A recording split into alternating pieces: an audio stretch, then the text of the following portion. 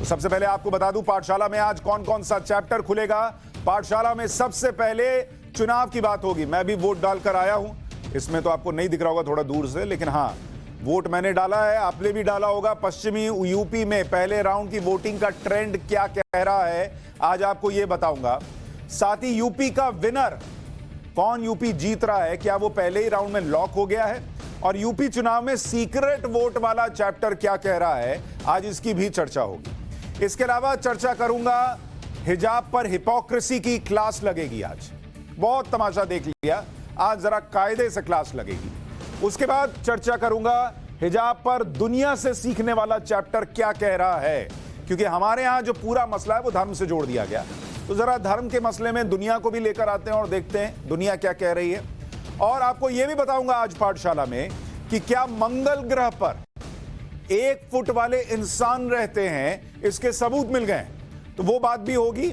और आखिर में गजबे है वाला चैप्टर भी। लेकिन सबसे पहले पॉलिटिकल साइंस की क्लास।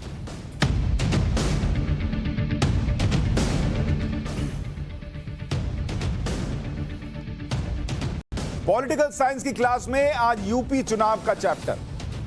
यूपी में इस चुनाव की आज पहली वोटिंग हुई। वोटिंग परसेंट क्या कह रहा है, इसे सबसे पहले समझते हैं, क्योंकि सबसे पहला रुझान या तस्वीर जो निकल कर आती है कि भाई कितने प्रतिशत वोट पड़ा। अखिलेश यादव तो कह रहे थे कि भाई इतना भयंकर गुस्सा है लोगों के अंदर कि उनको 403 में से 400 से ज्यादा सीटें आ सकती है। कहने में तो जमा खर्च होता नहीं, इधर से बोलना है, कुछ भी बोलना है बोल दीजिए। बाद में नेताओं से कोई थोड़ी हिसाब पूछता है, और पूछता है तो देते थोड़े ही हैं, घुमा देंगे। लेकिन अगर 400 सीट सपा को आने वाली थी तो किस तरीके का वोटिंग पैटर्न होना चाहिए था। अगर आप पहले चरण की वोटिंग देखेंगे तो आज 2022 में जो पहला चरण है, पहला चरण फर्स्ट फेज, उस पहले चरण में 2022 में करीब 60% वोटिंग हुई है, 60%। और अगर आप देखने जाएंगे कि कितने जिलों में हुई, एक बात ध्यान रखिएगा, इसमें 11 जिले हैं और 58 सीट है, 58 सीट। ये आपको क्यों बता रहा हूं, ये अभी इसकी चर्चा भी करूंगा। लेकिन अगर आप पिछले बार से कंपेयर करें ताकि आपको पता चल सके कि वोटिंग में मूड क्या है जनता का, तो इसमें पहले चरण में 64% वोटिंग हुई थी। 64%, यानी करीब 4% की गिरावट आपको नजर आएगी पहली नजर में आप देखेंगे। लेकिन 2017 में पहले चरण में 15 जिलों में वोटिंग हुई थी, यह भी ध्यान रखिए, और उसमें 73 सीट थी। इस बार 58 सीट है, तो इसलिए हो सकता है वोटिंग प्रतिशत थोड़ा सा जो है वो आपको बढ़ा हुआ दिखे, और इसमें हो सकता है थोड़ा अपडेट हो, और थोड़ा अपडेट होगा तो फिर भी, लेकिन घूम फिर के मामला वहीं आएगा। ऐसा नहीं है कि 60 का 80-90 हो जाएगा। तो अखिलेश यादव जो कह रहे थे कि 400 सीट आने वाली है, मोटे तौर पर जो चुनाव को लोग समझते हैं, चुनाव पर चर्चा करते हैं, वो ये कहते हैं कि अगर बहुत भयंकर एंटी इनकम्बेंसी हो कि दूसरी पार्टी को 400 आ जाए तो वोटिंग प्रतिशत 60% नहीं होता। 400 सीट तो तभी आएगी ना जब आपके लिए लोगों में इतना भयंकर गुस्सा होगा कि हर आदमी कहेगा उठो चलो निकलो वोट दे के आते हैं, हटाएं इनको। तो उसमें 4% की गिरावट नहीं आती। बहुत भयंकर एंटी इनकम्बेंसी होती तो ये वोट शेयर ऊपर चला जाता। ये मोटे तौर पर कहते हैं, ऐसा नहीं है कि ऐसा ही होता है, कुछ भी चुनाव में फिक्स नहीं है, लेकिन मोटे तौर पर यह कहते हैं। तो वोटिंग प्रतिशत यह कह रहा है कि बहुत भयंकर गुस्सा, बहुत भयंकर लहर इस तरफ या उस तरफ ऐसी नहीं दिख रही। अब जरा आपको अलग अलग जिलों का बताता हूं, अलग अलग सीट का बताता हूं कि वहां वोटिंग प्रतिशत क्या रहा। जैसे शामली की अगर बात करूं, शामली में 2022 में 66% वोट पड़ा है, 2017 में 67% वोट पड़ा है। सबसे ज्यादा इस बार फर्स्ट फेज में शामली में ही वोट पड़ा है, लेकिन 1% वोट शेयर यहां गिर गया। मुजफ्फरनगर में 65% पिछले बार भी था, इस बार भी 65%। बागपत में 61% इस बार पड़ा है, पिछले बार 65% था, 4% की गिरावट। मेरठ में देखिएगा तो इस बार 60% है, पिछले बार 66% था, यानी 6% की गिरावट है। गाजियाबाद में 52% इस बार है, पिछले बार 58% था, 6% की गिरावट है। तो अगर एंटी इनकम्बेंसी बहुत होती है तो वोट शेयर बढ़ता है, अगर गिर रहा है तो इसका मतलब यह है कि वोटर जो है उसको लगता है कि बहुत बदलाव की जरूरत नहीं। ये मोटे तौर पर जो समीकरण बनता है, तब जाकर वोट प्रतिशत गिरता है। क्या यही हुआ है इस बार भी? ये 10 मार्च को पता चलेगा। हापुड़ में भी 5% वोट वोट शेयर गिर गया, 66 का 61 हो गया। नोएडा में 5% वोट शेयर गिर गया, 59 का 54% हो गया है। बुलंदशहर में 4% गिर गया, 65% था पिछली बार, इस बार 61% हो गया। अलीगढ़ में 65% का 60% हो गया। आगरा में 64% का 60% हो गया। हर जगह आप देखिएगा वोट प्रतिशत घट गया। मथुरा में 65% से 2% घटा है और 63% हो गया। लेकिन पहले चरण की 58 सीटों का गणित अगर देखें तो पहले आपको समझ लेना चाहिए कि जिन 58 सीटों की आज हम बात कर रहे हैं उसको 2017 में क्या तस्वीर थी।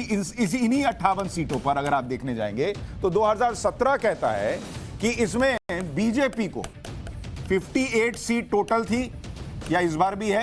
इन 58 सीटों में से बीजेपी को 53 सीट आई थी। तो मतलब बम्पर छप्पर फाड़ कोई नहीं था उस बार रेस में। समाजवादी पार्टी को 2 सीट आई थी। नहीं कहते हैं कि तुम भी रख लो, थोड़ा सा तुम भी रख लो, वैसा मामला था। बीएसपी को कितनी सीट आई थी? 2 सीट आई थी। दोनों को 2-2 सीट आई थी, मतलब चूरन टाइप बांट दिया गया था। आरएलडी जो है इस बार समाजवादी पार्टी के साथ गठबंधन कर रही है, पिछली बार अलग लड़ी थी। 1 सीट आई थी, जो जाटों की पार्टी कही जाती है आरएलडी, उसको एकदम नकार दिया था। तो ये 2017 का समीकरण है।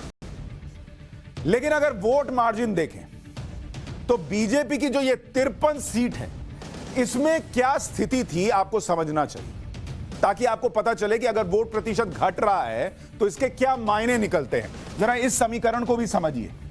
बीजेपी की 53 सीट पर उसको जीत थी, ठीक है, ये पिछले बार का है 2017 का। इसमें 12 सीट ऐसी थी पिछले बार का बता रहा हूं, जिसमें विनिंग मार्जिन 10% से कम था। विनिंग मार्जिन यानी जो विनर था और फर्स्ट रनर अप था, उसके बीच जो वोट प्रतिशत का फर्क था या वोटों का अंतर था, वो 10% से कम था। अब अगर ये वोट प्रतिशत का अंतर खत्म करना है तो समाजवादी पार्टी, बीएसपी, कांग्रेस को क्या चाहिए था कि वोट शेयर बढ़े और वो बढ़े और बीजेपी का घटे। वोट शेयर तो नहीं बढ़ रहा, वो तो घटता दिख रहा है। लेकिन क्या बीजेपी में से कट के चला गया या नहीं, ये 10 मार्च को पता चलेगा। लेकिन 10% से कम वाली 12 सीट थी। 18 सीट ऐसी थी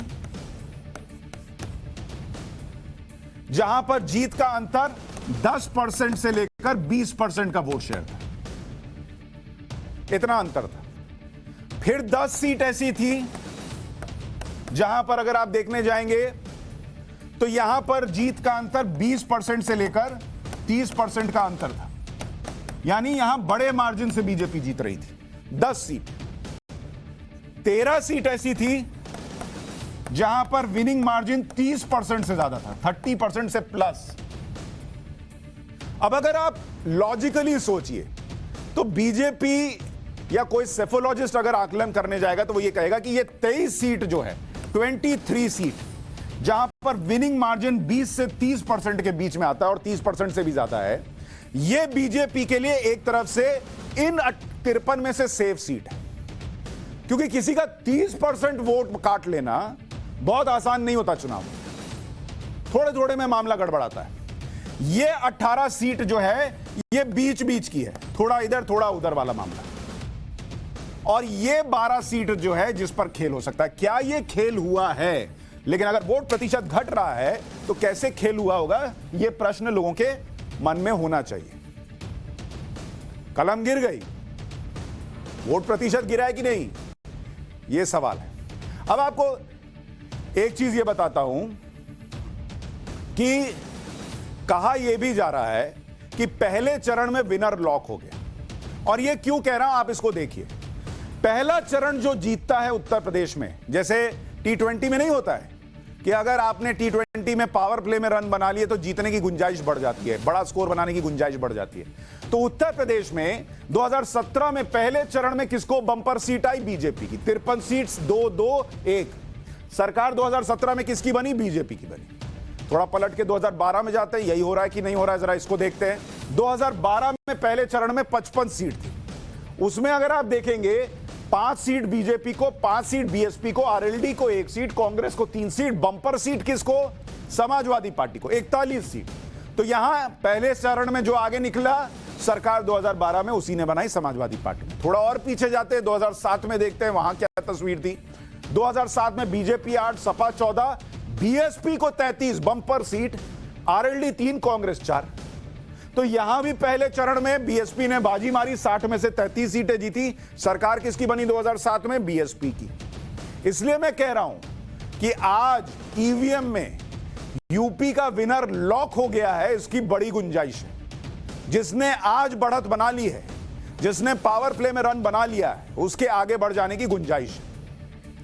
अब जरा आपको उत्तर प्रदेश का सीक्रेट वोट वाला चैप्टर भी बताता हूं, और वो सीक्रेट वोट क्या है ये आपको समझना पड़ेगा। और इसी सीक्रेट वोट की कोई बात नहीं कर रहा। जाट वोट बैंक किधर जाएगा, ओबीसी किधर जाएगा, दलित किधर जाएंगे, मुसलमान किधर जाएंगे, इसकी चर्चा हो रही है, लेकिन इस सीक्रेट वोट की कोई चर्चा नहीं कर रहा।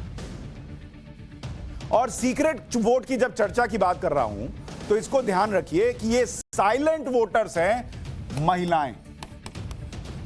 और ये आपको क्यों कह रहा हूं ये समझा देता हूं। यूपी में महिला वोटर्स का ट्रेंड क्या कहता है आपको समझना चाहिए कि जो महिलाओं को पसंद आ जाता है, जिसके साथ महिलाएं यूपी की खड़ी हो जाती हैं, वही सरकार बनाता है। और ये आंकड़े गवाही दे रहे हैं। कैसे? अगर आप देखेंगे 2007 का आंकड़ा, ठीक है, इसमें बीजेपी, एसपी, बीएसपी, ये 3 पार्टी का आपको दिखाता हूं। बीएसपी को 2007 में अगर आप देखिएगा तो 27% महिलाओं का वोट मिला, 27%। समाजवादी पार्टी को मिला 26% और बीजेपी को मिला मात्र 16%। नंबर 1 पर बीएसपी। सरकार किसकी बनी 2007 में?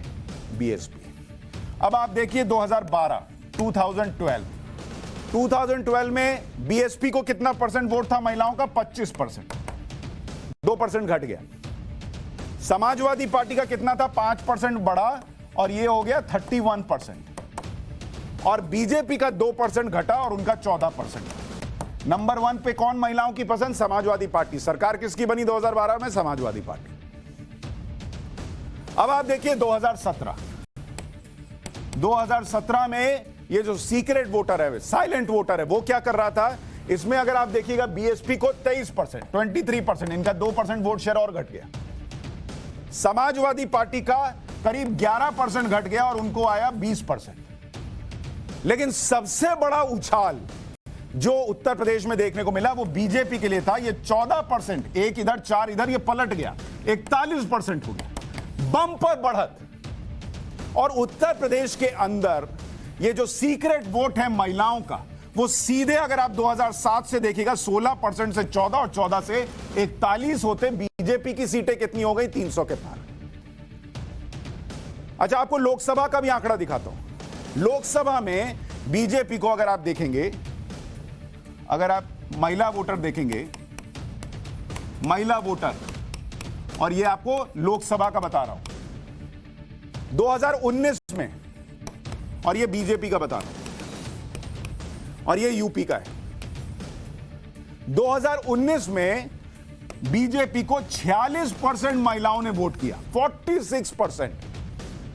2014 में कितनी महिलाओं ने उत्तर प्रदेश में बीजेपी को वोट किया था? 29% महिलाओं ने वोट किया था, 29%। सोचिए, यानी ये जो जंप है, सीधे सीधे अगर आप देखने जाइएगा तो करीब करीब 17% का जंप है, 17% का जंप। अब जो चर्चा हो रही है वो ये हो रही है कि आप जाट, मुसलमान, दलित, ओबीसी की चर्चा कर रहे हैं, लेकिन ये जो महिला वोटर है, जो पश्चिमी यूपी में आप बात कीजिएगा तो 1 करोड़ प्लस वोटर है। ये 1 करोड़ प्लस वोटर किधर गया? इसकी कोई चर्चा ही नहीं कर रहा। और अगर वो 46% 2019 में बीजेपी के पास था, तो उसके पास क्या वजह है कि वो सीधे नीचे आ जाए और बीजेपी को छोड़कर कहीं और चला जाए?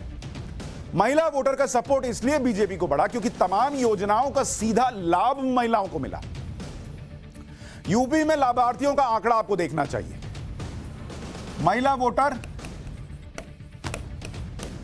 क्यों जुड़ा, यह आपको देखना चाहिए। वाई? यह अलग वोट बैंक है, इसको कोई कैलकुलेट ही नहीं कर रहा। यह धर्म, ओबीसी, फलाना ढिमकाना सबसे अलग है। अब लाभार्थी की बात कर रहा हूं, इसमें अलग से महिलाओं के लिए नहीं है, लेकिन अगर आप लाभार्थी देखिएगा, ये लाभार्थी वोट बैंक, बेनिफिशियरी। अब 15 करोड़ लोग हैं, 15 करोड़, जिनको कोरोना काल में उत्तर प्रदेश के अंदर मुफ्त राशन मिला।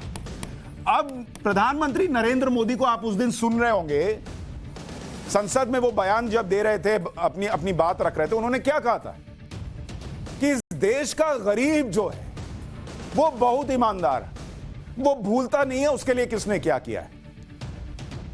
तो चर्चा में ये 15 करोड़ लोग नहीं आ रहे कि क्या ये भूल गए होंगे कि इनको मुफ्त राशन मिला है, भूल गए होंगे। और राशन से किसका सीधा जुड़ाव है? महिला वोटर का। घर में खाना बनाने की जिम्मेदारी, सबका पेट भरा हो, कमा के भले पुरुष लाए, लेकिन सबसे ज्यादा चिंता महिलाएं करती हैं, मां ही करती है, बीवी ही करती है, बहन ही करती है। तो वो 15 करोड़ लोग भूल गए होंगे क्या? इसका कैलकुलेशन कोई नहीं करा। करीब 2 करोड़ लोग, इनको एलपीजी कनेक्शन मिला है। अब ये जो एलपीजी कनेक्शन वाले हैं, 2 करोड़ परिवार, क्या ये भूल गए होंगे? क्या वो महिलाएं जो चूल्हे में धुएं से परेशान थीं, वो भूल गई होंगी? 2019 तक तो उनको याद था, 2022 में भूल गई होंगी? ये कैलकुलेट करना हो। 43 लाख पक्के मकान उत्तर प्रदेश के अंदर दिए गए, और पीएम आवास और सीएम आवास दोनों मिलाकर कह रहा हूं, पीएम प्लस सीएम। तो क्या ये अगर 43 लाख है और अगर हर घर में 4 लोग का परिवार भी मानिएगा, तो ये जो करीब 1.5 करोड़ लोग हैं, ये भूल गए होंगे कि उनको घर मिला है पहली बार जिंदगी में? जो प्रधानमंत्री कह रहे थे अपने भाषण में कि हमने लोगों को लखपति बनाया। 11 लाख बेटियों को 11 लाख 15,000 रुपए ट्रांसफर किए गए कन्या सुमंगला योजना के तहत। बेटी के जन्म पर मां के खाते में 2,000 रुपए, पूर्ण टीकाकरण के बाद 1,000 रुपया, पहली क्लास में एडमिशन पर 2,000 रुपया, 9th में एडमिशन पर 3,000 रुपया, 12th के बाद डिग्री डिप्लोमा कोर्स में एडमिशन पर 5,000 रुपया दिया जाता है। तो टोटल कितना हो गया? 15,000 रुपया मिलता है, 15K। अब ये जो 11 लाख परिवार हैं, वो महिलाएं भूल गई होंगी क्या कि उनकी बेटी के लिए क्या हुआ है? ये कैलकुलेट नहीं हो रहा है इस चुनाव में। इसके अलावा 16 लाख महिलाओं के सेल्फ हेल्थ ग्रुप्स को 1,000 करोड़ रुपए ट्रांसफर किए गए। इसलिए मैं कह रहा हूं कि पश्चिमी यूपी में आज जब वोटिंग हुई है, तो बड़ी संभावना है कि वोटर लॉक हो गया है। लेकिन वो वोटर विनर लॉक हो गया है, लेकिन वो विनर जो है उसको तय करने वाला ये जो सीक्रेट वोटर है, साइलेंट वोटर है, क्या इसका कैलकुलेशन हुआ है? और क्या महिलाओं ने सुरक्षा को लेकर मुद्दा चुना? क्योंकि आज हम जब दिन भर बात कर रहे थे और रिपोर्टर्स पूछते थे महिलाओं से कि आपके लिए क्या मुद्दा है, क्या सोचकर आई है वोट देने, तो बोलती थी कि सुरक्षा, लॉ एंड ऑर्डर, सिक्योरिटी। क्या वो वोट में कन्वर्ट हुआ है? और अगर कन्वर्ट हुआ है तो किसके पक्ष में? 10 मार्च। लेकिन संकेत क्या है, उसका एनालिसिस इस क्लास में आपको बताया। अब चलते हैं पाठशाला में अनुशासन की क्लास में।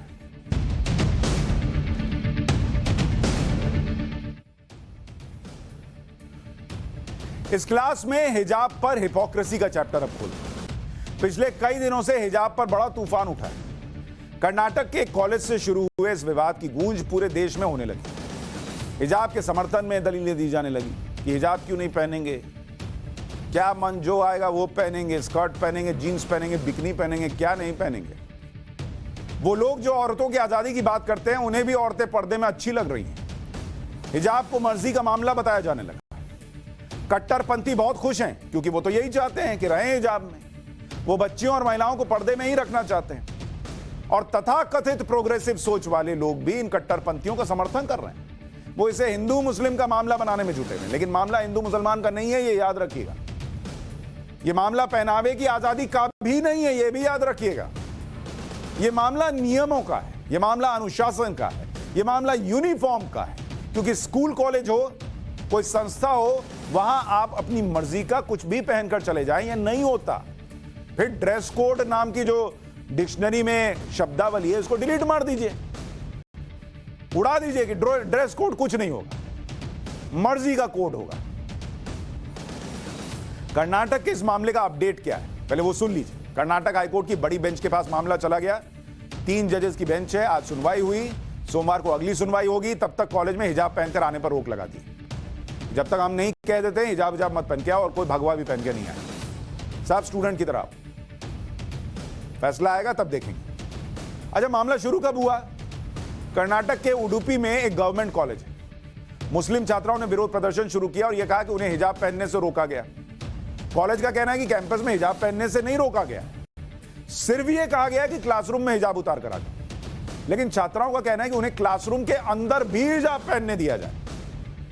प्रदर्शन शुरू हो गया, उधर प्रदर्शन शुरू हुआ तो जवाबी प्रदर्शन हो गया। हालांकि एक दावा यह भी है कि उडुपी के इस कॉलेज की पुरानी तस्वीरों में हिजाब पहने छात्राएं नहीं दिखती। आपको पुरानी तस्वीर दिखा रहा हूं इसी कॉलेज की, 2009-10 की यह तस्वीर बताई जाती है। कोई हिजाब में नहीं दिख रहा है। अब 2009 से 2022 आए तो आगे बढ़ने की जगह पीछे जा रहे हैं। 2009-10 में बिना हिजाब क्या रहे थे, अब हमको हिजाब चाहिए। यह क्या बात हुई भाई? पहले कैंपस तक पहना जा रहा था, फिर क्लासरूम में भी हिजाब पहनना शुरू कर दिया गया। लेकिन यह साफ तौर पर समझ लेना चाहिए कि यह विवाद स्कूल में अंदर हिजाब पहनने पर है। सार्वजनिक जगहों पर हिजाब, बुर्का पहनने पर देश में कोई रोक नहीं है, उसका मसला भी नहीं है। यह बहुत क्लियर कर दूं आपको, क्योंकि कुछ लोग अपने एजेंडे के लिए इसको ऐसा बना दे रहे हैं कि हिजाब और बुर्का पहनने पर विवाद हो रहा है। नहीं बॉस, हिजाब और बुर्के पर विवाद नहीं है। मसला स्कूल के अंदर क्या पहनना है इसका है, देश के अंदर क्या पहनना है इसका नहीं है। यह क्लैरिटी यहां रखिए। स्कूल चूंकि एक संस्था है जिसके कुछ नियम चलते हैं, एक यूनिफॉर्म तय है, इसलिए कर्नाटक सरकार कह रही है कि तय यूनिफॉर्म को मानना होगा। यूनिफॉर्म का मतलब क्या होता है? एक ऐसी पोशाक या वर्दी या सेट ऑफ क्लोथ्स जो किसी संस्था के लोग काम के वक्त पहनते हैं। यह यूनिफॉर्म ही उनकी पहचान होती है। ना कोई बहुत अमीर दिखे कि एकदम फैंसी कपड़े में आ गए, ना कोई गरीब दिखे कि वो फटे कपड़े में आ रहा है। कौन फलाना कंपनी का पहन रहा है, कौन नहीं पहन रहा है, ये सब खत्म कर दो, यूनिफॉर्म बना दो। यूनिफॉर्म, अगर आप दूसरा मतलब इसका देखिएगा, यूनिफॉर्म मतलब समानता। समानता आ गई, इसीलिए यूनिफॉर्म का कॉन्सेप्ट। कौन हिंदू है, कौन मुसलमान है, स्कूल में पता ना चले। कौन अमीर घर से आ रहा है, गरीब घर से आ रहा है, ये खत्म कर दो, सबको एक कपड़ा पहना दो। यही पहचान होती है। जैसे सड़क पर आप यूनिफॉर्म से ही पहचानते हैं कि ट्रैफिक पुलिस वाला खड़ा है। पुलिस वाले को आप वर्दी में हैं तो पहचान लेते हैं। सेना के जवान को देखते हैं, सैल्यूट ठोकने का मन करता है, क्यों? उसकी वर्दी देखकर, उसका यूनिफॉर्म देखकर। वहां तो मर्जी नहीं चलती ना भाई कि आज मैं जीन्स पहन कर आऊंगा, मैं फौजी हूं लेकिन आज मैं जीन्स में घूमूंगा, मैं आज लड़ाई लड़ने जीन्स में जाऊंगा, मेरा मूड है, मेरी आजादी है पहनने की, कौन रोक सकता? ऐसा नहीं होता भाई। Fire brigade, NDRF, doctor, nurse, जज, वकील, इन सबकी यूनिफॉर्म है। ये लोग बिना यूनिफॉर्म पहने काम पर नहीं आते। ये लोग ऐसे नहीं कहते कि मेरी मर्जी है, मैं कुछ भी पहन कर आऊं। इनमें से किसी जगह पर कोई भी शॉर्ट स्कर्ट, जीन्स, बिकिनी पहनकर नहीं आता कि मेरी मर्जी, मेरी ड्रेस। ये नहीं चलता भाई। ठीक ऐसे ही स्कूल में भी तय यूनिफॉर्म होती है। आप सड़क पर बच्चों को देखते हैं तो उन्हें उनकी ड्रेस से ही पहचानते हैं, अच्छा फलाने स्कूल के बच्चे जा रहे हैं। स्कूलों में यूनिफॉर्म का नियम इसलिए भी होता है कि बच्चों में यह भावना ना आए कि उनके साथ बैठा लड़का या लड़की उनसे भाषा, स्टेटस, कपड़े के आधार पर अलग है। हिजाब विवाद पर आपको इंडोनेशिया का उदाहरण देना चाहता हूं। अब आप कहेंगे इंडोनेशिया ही क्यों दे रहा हूं? दुनिया में सबसे ज्यादा मुस्लिम कहां रहते हैं? इंडोनेशिया में रहते हैं।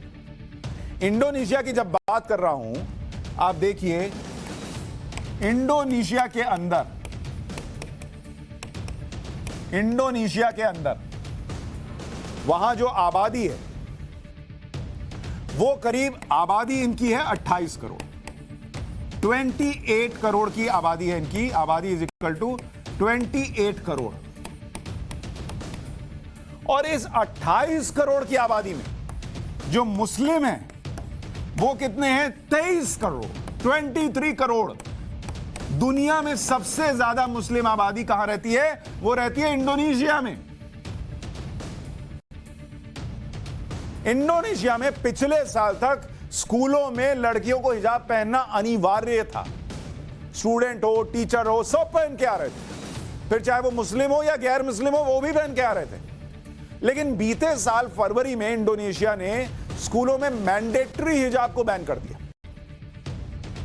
23 करोड़ मुसलमान आबादी वाले देश के बारे में बता रहा हूं। यह फैसला 16 साल की क्रिश्चियन लड़की के मामले के बाद किया गया। इस लड़की को उसके स्कूल में मुस्लिम हिजाब पहनकर आने के लिए लगातार दबाव बनाया जाता था। उस लड़की को स्कूल में हिजाब न पहनने पर हर दिन बुलाकर सवाल पूछे जाते थे। जब लड़की ने हिजाब पहनने से मना कर दिया तो उसके माता पिता को स्कूल बुलाया गया।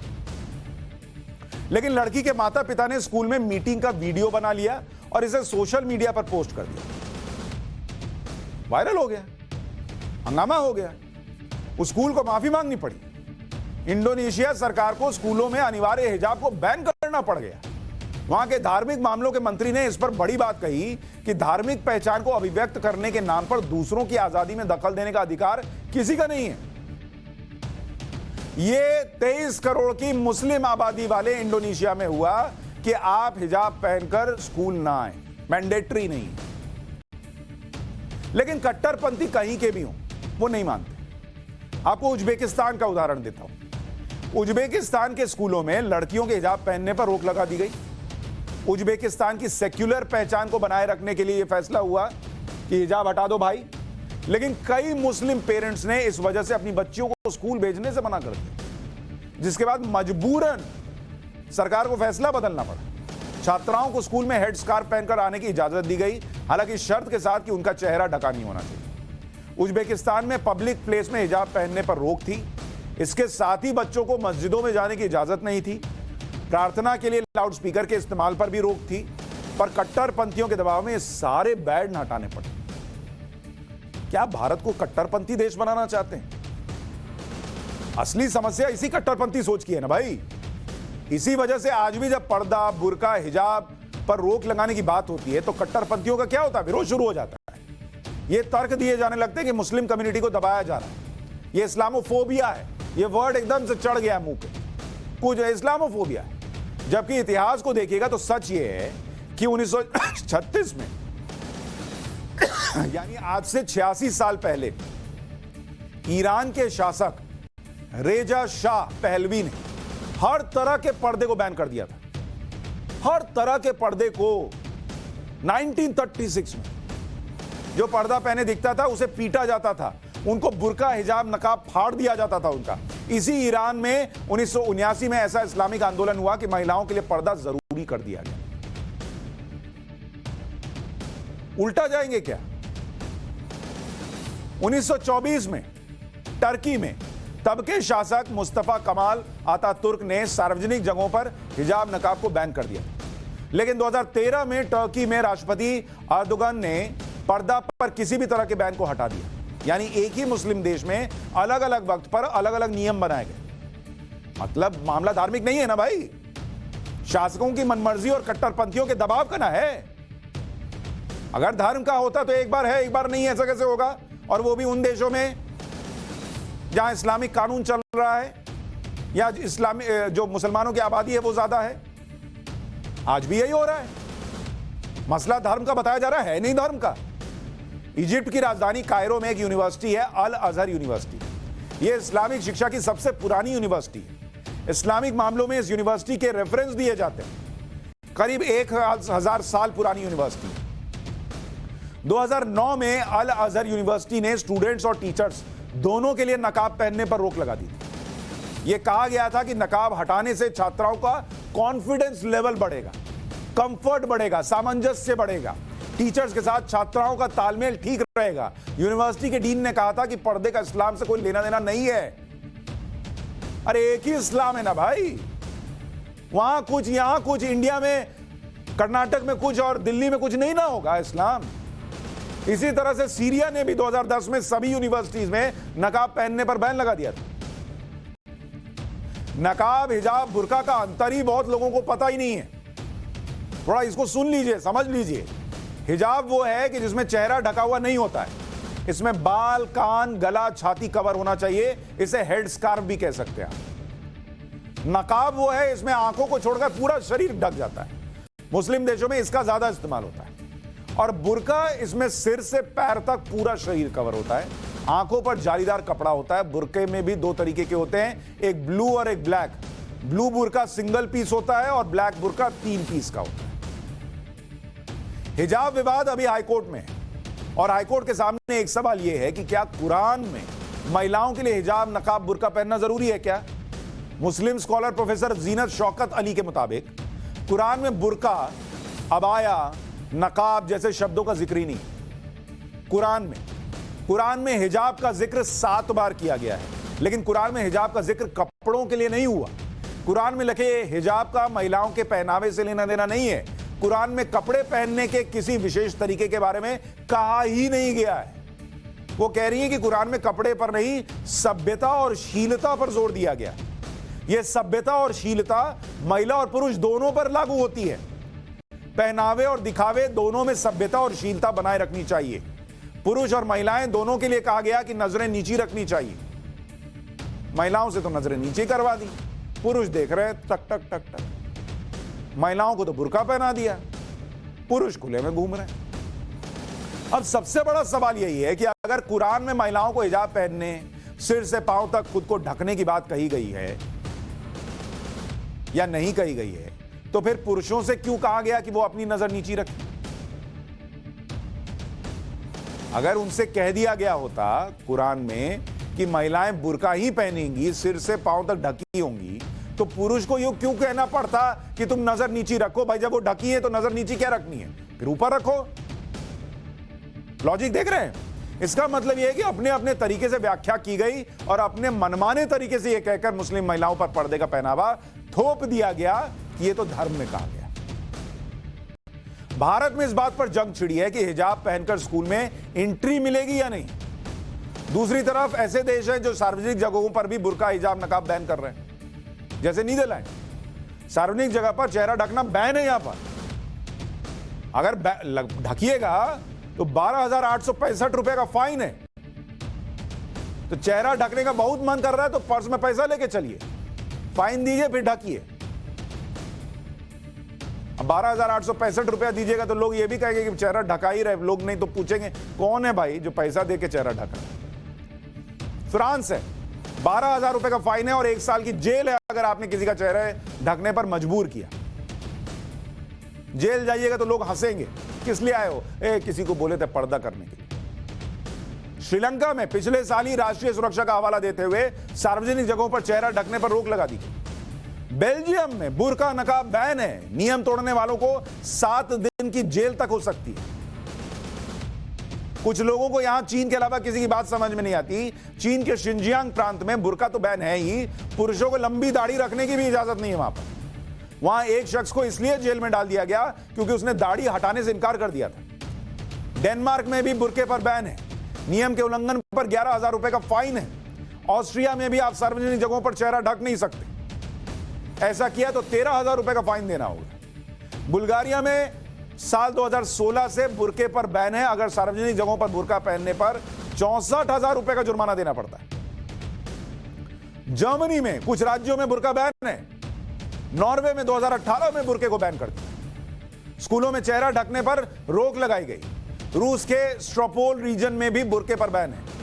बैन को सुप्रीम कोर्ट में चुनौती दी गई लेकिन कोर्ट ने रोक से इनकार कर दिया। तो दुनिया कहां जा रही है और हम भारत में उल्टा चलेंगे। और भारत में तो यह भी नहीं कहा जा रहा कि सड़क पर मत पहनिए। पहनिए सड़क पर बुर्का, पहनिए सड़क पर हिजाब। सिर्फ इतना कहा जा रहा है कि स्कूल में सब बराबर यूनिफॉर्म में आते हैं, यूनिफॉर्म का नियम है, वहां मत आइए। और स्कूल में भी कह रहे हैं कि सिर्फ क्लासरूम में मत आइए। उस पर भी बवाल, उसमें भी इस्लामोफोबिया हो गया, उसमें भी इस्लाम खतरे में आ गया, मुसलमान खतरे में आ गया। शाहीन बाग में प्रदर्शन होने लग गया। अजब है भाई। स्विट्जरलैंड में बुर्का बैन किया जाए या नहीं, इसके लिए बाकायदा वोटिंग हुई। वोटिंग करने वालों के सामने यह सवाल था कि क्या सार्वजनिक स्थानों पर पूरा चेहरा ढके जाने पर रोक लगाई जाए या नहीं। 27,86,613 लोगों ने वोट किया। 14,26,992 ने बैन का समर्थन किया। 13,59,621 बैन के खिलाफ थे। यानी बुर्के पर बैन का समर्थन 51% से ज्यादा लोगों ने किया। स्विट्जरलैंड की 86 लाख की आबादी में मुस्लिम समुदाय की हिस्सेदारी 5%। फिर भी वोट हुआ तो लोगों ने कहा नहीं भाई, आजाद रहने दो ना। लेकिन भारत में हिजाब विवाद को कैसे देश में और एक विदेश में एजेंडा बना लिया गया, इसे भी आपको समझना चाहिए। एक नाम है मलाला यूसुफजई का, नोबेल अवार्ड मिला हुआ मैडम को। मलाला ने वो हैं जिस पर कट्टरपंथियों ने स्कूल जाने पर जानलेवा हमला कर दिया, वो मौत के मुंह से बाहर आई थी। लेकिन आज वही मलाला एक तरह से कट्टरपंथी सोच और हिजाब के समर्थन में दिख रही। उसका ट्वीट क्या था? ट्वीट में लिख रही है कॉलेज हमें हिजाब और पढ़ाई में से एक चुनने को कह रहा है। हिजाब पहने हुई लड़कियों को स्कूलों में एंट्री देने से रोकना भयावह है।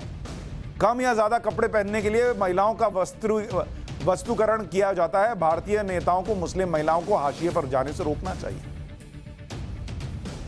और ये वही मलाला है जिन्होंने अपनी आत्मकथा आई एम मलाला में कट्टरपंथियों और बुर्के के बारे में क्या लिखा था कि महिलाओं को बुर्का पहनने के लिए मजबूर कर रहे थे। बुर्का पहनना एक बड़े कपड़े के शटलकॉक के अंदर चलने जैसा है, जिसमें केवल एक ग्रिल है और गर्म दिनों में यह ओवन की तरह है। कम से कम अब मुझे वो पहनने की जरूरत नहीं ना मैडम, आपको तो सबसे ज्यादा पहनने की जरूरत है, क्योंकि ये जो आप दो चेहरा दिखा रही हैं इसको तो ढक ही ले तो अच्छा है। बुर्के में रहिएगा, कम से कम लोगों को दिखेगा तो नहीं कि आप अपने देश का एजेंडा बढ़ाने के लिए, भारत में नफरत फैलाने के लिए नोबेल अवार्ड लेकर बैठी हैं और ऐसी बातें कर रही हैं और अपनी किताब में क्या ज्ञान दे रही हैं। आप तो बुर्का पहन ही लीजिए।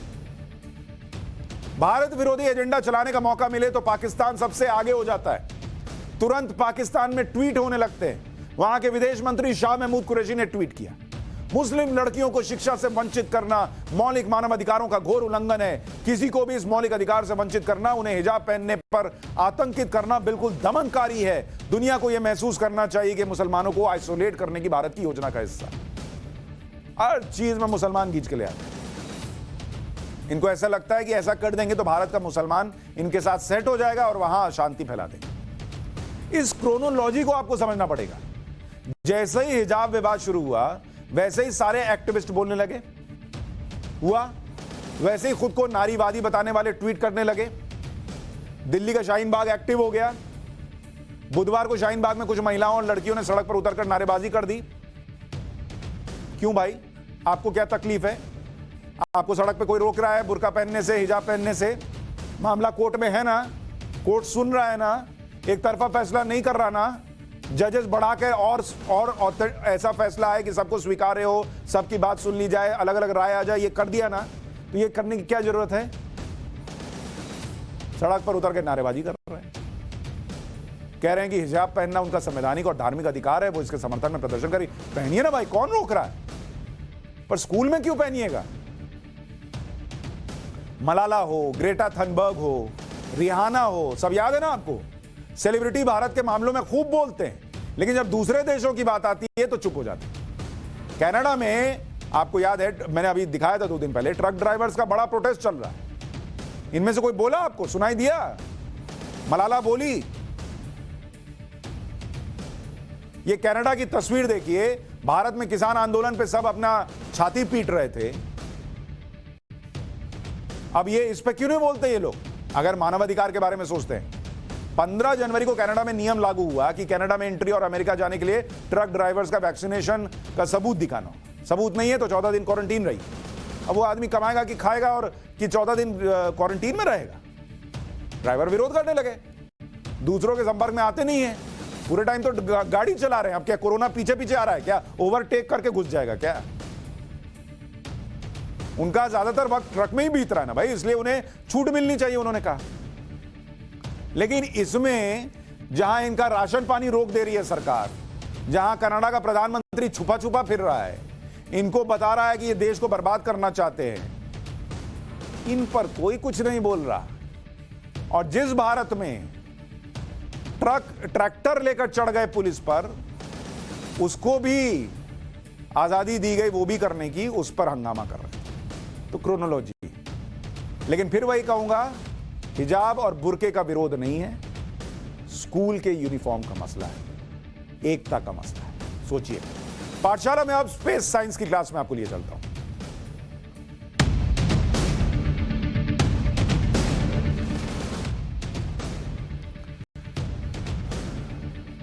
वैसे जो लोग इस छोटी सी बात का मुद्दा बना रहे हैं वो भी आज के इस आधुनिक युग में एलियन की तरह ही लगते हैं। लेकिन एक दूसरा एलियन जो कहीं रहता हो किसी ग्रह में, उसको लेके बड़ा फैसिनेशन रहता है हमारा। है क्या हमारी धरती के बाहर भी किसी ग्रह में जीवन है क्या?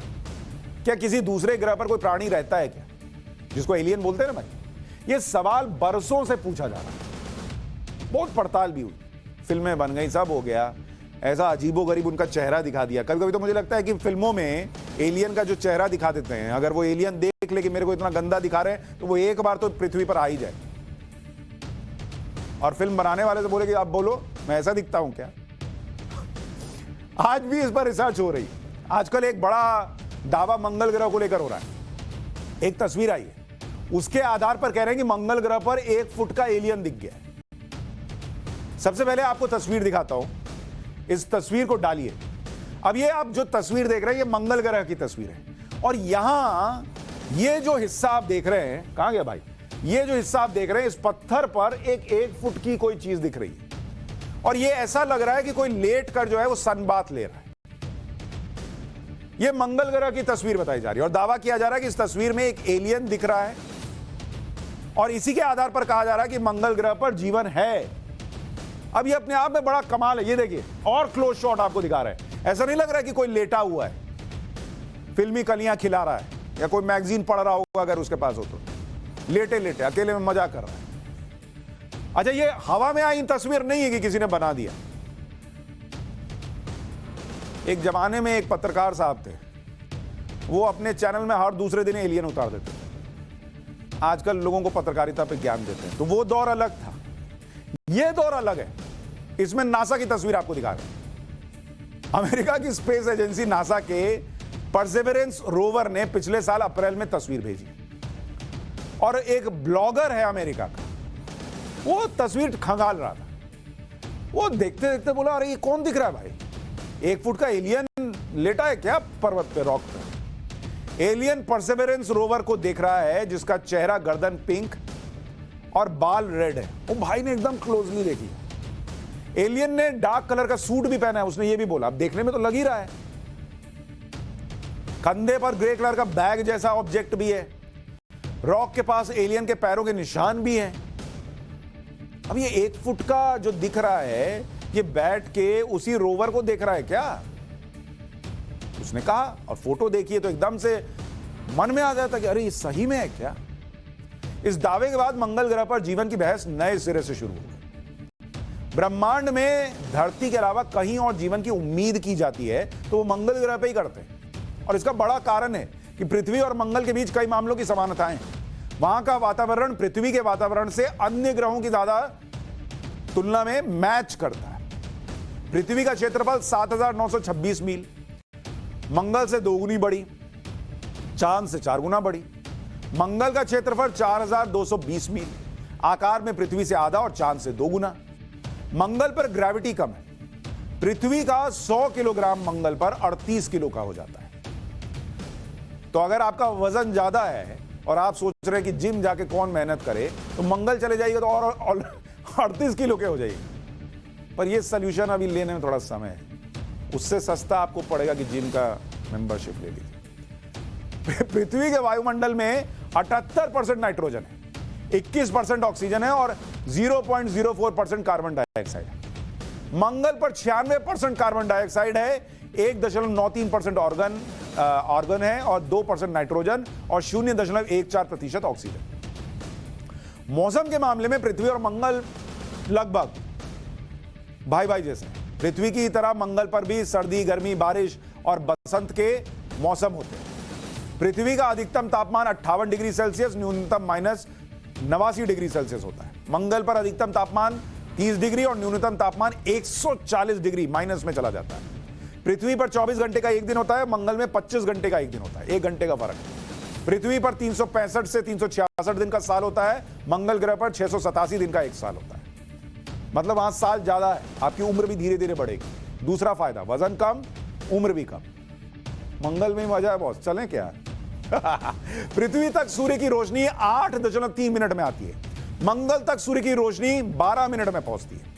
मंगल ग्रह का रंग लाल होने के कारण आयरन ऑक्साइड है। मंगल की मिट्टी में दबे लौह खनिज में जंग लगने के कारण आयरन ऑक्साइड बनता है जो लाल रंग का होता है।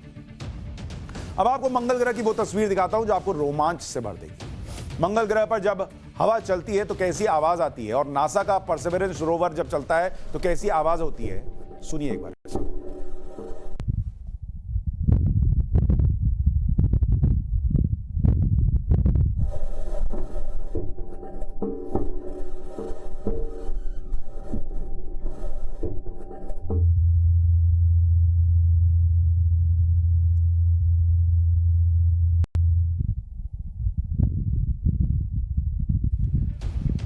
मंगल ग्रह पर जाने की होड़ लगी हुई। रेड प्लैनेट पर सबसे पहले मिशन भेजने का श्रेय सोवियत संघ के पास है।